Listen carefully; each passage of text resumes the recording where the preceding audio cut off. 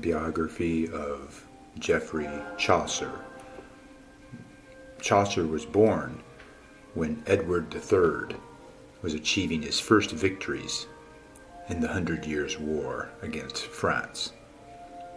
The history of the Chaucer family, to some extent, mirrors the rise of the burgher class during these years. His father and grandfather were prosperous wine merchants who had obtained some standing at court and were beginning to engage in public service.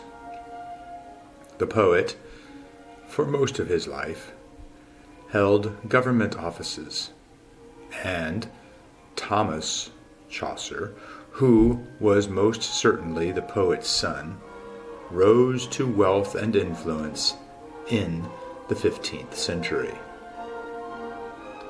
The extant records of Chaucer's life show that he was a busy and versatile man of affairs, but they disclose almost nothing of his personal life or of his literary career. Even the exact date of his birth is a matter of conjecture. From evidence he gave in a lawsuit in 1386, it is known that he was then 40 years old and more, and had borne arms for 27 years. From an early age, he evidently had intimate knowledge of the court.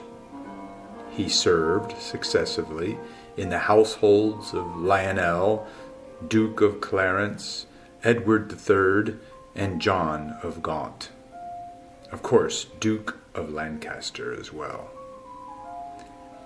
In 1359, he was a member of Lionel's division in the largest army which Edward III had so far led into France. Chaucer was taken prisoner and ransomed by the king. The following year, he seems to have acted as a diplomatic courier in the negotiations resulting in the Peace of Calais. He may then have been chosen to receive special training for government service, perhaps education at the inns of the court, for by 1367 he had become a servant to the king with a pension for life. Chaucer's social position was advanced by his marriage, perhaps in 1366, to Philippa de Roe, a lady-in-waiting on the Queen and sister of Catherine Sinford, afterward the third wife of John of Gaunt, from whose issue the Tudors traced their descent.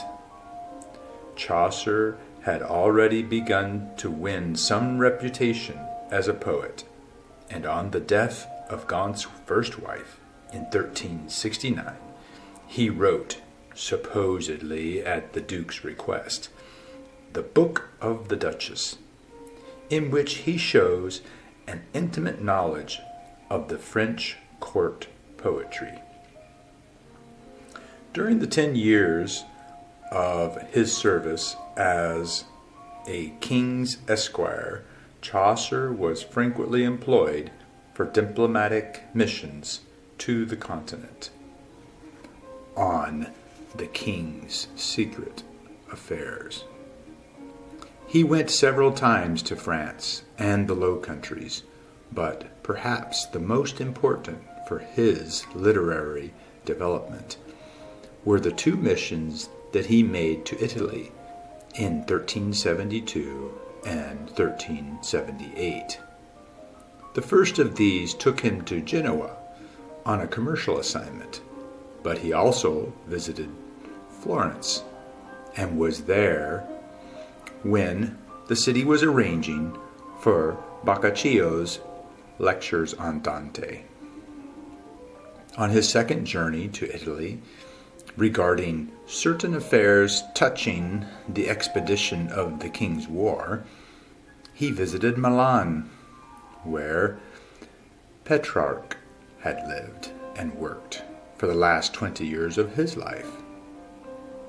Even before his second Italian mission, Chaucer had begun to receive offices at home. In 1374, he had been appointed Comptroller of Customs and Subsidy of Wools, Skins, and Hides. That same year, he obtained rent-free the house above the city gate of Aldgate, and was awarded by the king a daily pitcher of wine. A few years after, he was also given charge of the customs on wines. In his position in the customs house, which he held for almost 12 years, Chaucer came into close association with the great merchants who were then beginning to come into prominence, and seems to have been particularly intimate with the merchants who actually controlled the city government of London. Yet there is little indication that he ever became strongly partisan in politics. He received his first appointment under Edward III, when John of Gaunt was the power behind the throne. It was confirmed by Richard II, and Chaucer received several preferments from him. Yet he also continued to receive favors from Henry IV after Richard's deposition. The 12 years passed in the tower above Aldgate were among the most productive for Chaucer as a writer. Besides the two court poems, which were the House of Fame and the Parliament of Fowls, Chaucer, as the result of his Italian journeys and reading of Boccaccio and Petrarch, was inspired to work upon the story of Palamon and Arcite, and of course Troilus and Cressida. The dedication of Troilus to moral Gower and philosophical Strode disclose something of his intellectual friendships. He seems to have been rather intimate with Gower, for that poet acted as his deputy at the custom house during one of his missions. Strode, who was also known for his work in logic at Oxford, was also associated with Chaucer in a business transaction. Chaucer's interest in philosophy is particularly shown in his translation of De Consolatione Philosophiae of Boethius, which provided the inspiration for several of his shorter poems. In the Legend of Good Women, Chaucer proposed to atone to love for his portrayal of false Cressida by celebrating the lives of 19 of Cupid's saints, 9 of which he completed. In 1385, having obtained deputies for his comptrollerships, Chaucer appears to have retired to the country, perhaps to Greenwich. He became Justice of the Peace for Kent, and the following year was elected to Parliament as one of the Knights of the Shire. By the end of that year, however, Chaucer had ceased to work at customs, perhaps because of the hostility of the Duke of Gloucester to the king's appointments, and for 3 years he was without employment. During this period of leisure, it is probable that he began the Canterbury Tales.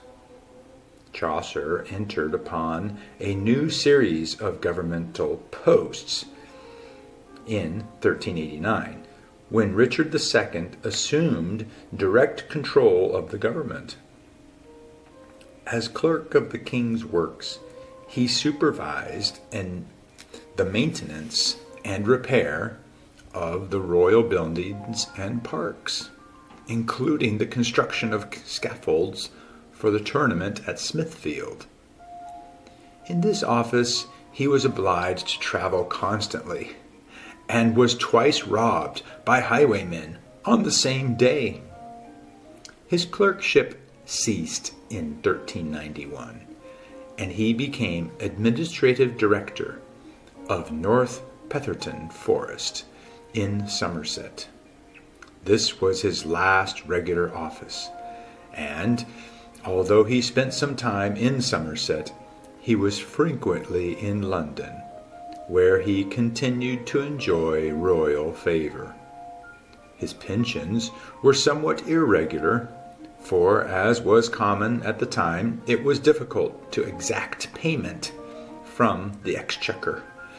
But there was little evidence that he suffered any real want. During his last years, he presumably continued to work on the Canterbury Tales, and wrote a few minor poems and the treatise on astrolabe, written for little Lois, my son.